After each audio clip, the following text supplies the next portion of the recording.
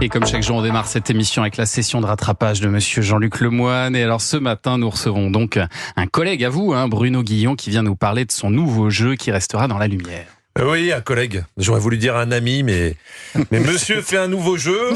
Il y a 100 candidats, donc de la place, et il a invité aucun membre de Culture Média. C'est vrai, ça. J'ai envie de dire pourquoi.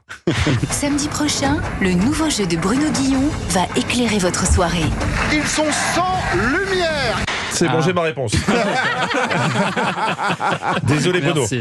je me suis emballé pour rien, je savais pas que vous cherchiez des lumières. Mais sachez que si un jour vous recherchez 100 veilleuses, on est prêt à venir. En plus, je voudrais pas me vanter, mais je suis une vraie patte de lapin. Mon plus gros bid en télé, c'était un prime que j'avais fait sur TF1 à l'époque, qui s'appelait Le Français le plus extraordinaire. Ça a été un four monumental. Ça me fait tellement plaisir, j'étais dans les 4 invités. Unis à la vie, à la mort. Il n'y a pas de secret. J'y étais.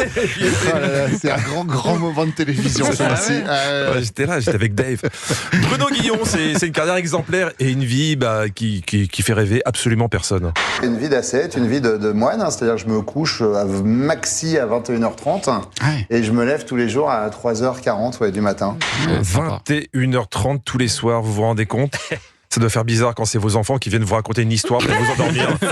Mais c'est vrai, c'est mon fils qui vient me dire bonne nuit tous les soirs, encore aujourd'hui à 15 ans. C'est triste, mais ça me prépare pour l'EHPAD. Exactement. Ah oui, c'est vrai. Très Bientôt le prévoyant. changement de couche. Par contre, petit joueur pour le réveil. Anissa m'a dit qu'elle se levait tous les jours à 2h30 et qu'en conséquence, vous étiez dans la catégorie grosse feignasse. Désolé, ce sont ces mots. Je vous souhaite une bonne interview tout à l'heure avec elle. Bon, évidemment, tu te dis avec un rythme pareil, comment tu fais pour assurer à l'antenne et aussi pour avoir une vie intime? Ah oui, c'est vrai. Bah, il y en a pas. Ah bah ouais, si. Bruno, il a tout compris. Il allie les deux. Là, c'était à la fin d'une interview avec Élodie Gossuin. Élodie, c'est un plaisir de vous avoir. Merci Bruno. Voilà, vous êtes une super amant. Une super amant. Oh là. Une super maman. Oui, ouais. Bruno couche avec ses invités. Ah, c'est bon à savoir. Ça. C'est normal, c'est normal. non. Thomas fait pareil. Bien sûr. C'est pour ça que je viens. Hier, après Culture Média, il a couché avec Michel Drucker. Et, C'était sympa. et son chien. Bon, double plaisir. Évidemment, à lapsus, ça arrive. Surtout quand on cumule plusieurs jobs à la fois. Car Bruno n'est pas qu'animateur, il est aussi médecin. Je l'ai découvert quand vous avez reçu Jean-Philippe Janssen. Ça se joue au Grand Point, virgule, à Paris. Très belle selle. Très belle selle. Non mais c'est là où Bruno est meilleur que les autres. Pendant qu'il t'interview, il est capable de te faire un petit prélèvement et tu repars avec les résultats avant la fin de l'émission. Je te félicite. Qui propose une telle qualité de service aujourd'hui? Non mais franchement, Bruno, c'est aussi un jeu qui cartonne en quotidienne sur France 2, vous l'avez dit Thomas, Ouais. chacun son tour. Et comme tous les animateurs qui ont un rendez-vous journalier en interview, il peut pas s'empêcher de se vanter d'avoir la plus grosse. On a une des candidates qui s'appelle Magali, qui est là depuis 245 émissions, je crois, de mémoire, et qui est officiellement la candidate qui a le plus de participation au même jeu au monde. Bruno, je vous aime beaucoup, mais 245 participations au même jeu, c'est pas un record, ça a un autre nom. Une candidate a été enlevée. Ceci est une alerte enlèvement du ministère de la Justice. Magali aurait été aperçue pour la dernière fois avec un certain Bruno G. N'agissez pas seul. Oui, Bruno, c'est de la séquestration.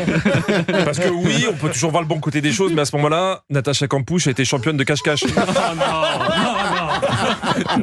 Ça dépend. Alors, quand vous avez remplacé Tex dans Les Amours, vous lui avez rendu hommage. Il me laisse un bébé en pleine santé, qu'il a choyé pendant 17 ans, et maintenant je vais essayer de faire en sorte que ce bébé continue à bien se porter. Ah oui, Bruno, c'est le seul gars qui se vante de faire du babysitting avec des bébés de 17 ans. Ça va, vous n'êtes pas trop surmené non plus? Mais Bruno, c'est avant tout un grand amoureux de la radio. 40 ans de carrière, car il a commencé super jeune sur Angélie FM, qui était une radio très particulière, qui ne passait que des disques de Eve Angélie. Enfin, j'imagine. En tout cas, il nous racontait ses débuts il y a 2 ans dans le Club de l'été, animé par le brillant Thomas Hill. C'était génial parce que j'avais donc 12 ans et demi, j'avais pas mué. Ah ouais.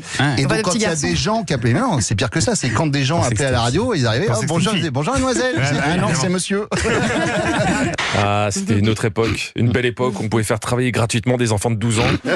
On pouvait encore les appeler mademoiselle. Maintenant, on serait obligé de dire madame. Bon, et puis Bruno, c'est aussi et surtout un ami de la famille. Alors quand il lui est arrivé cette traumatisante histoire d'agression à son domicile, on a tous été choqués. Heureusement, dès le lendemain, il était à l'antenne pour nous rassurer. J'ai retenu 2 choses de ce truc. La première, c'est qu'on est riche que de ses amis. Merci pour tous les messages. Et la deuxième leçon que je retiens, et celle-ci, je vais vraiment la garder pour toute ma vie, c'est il faut garder un slip quand on dort. Alors, permettez-moi de vous génial. corriger, Bruno. Il faut enfiler un slip pour dormir.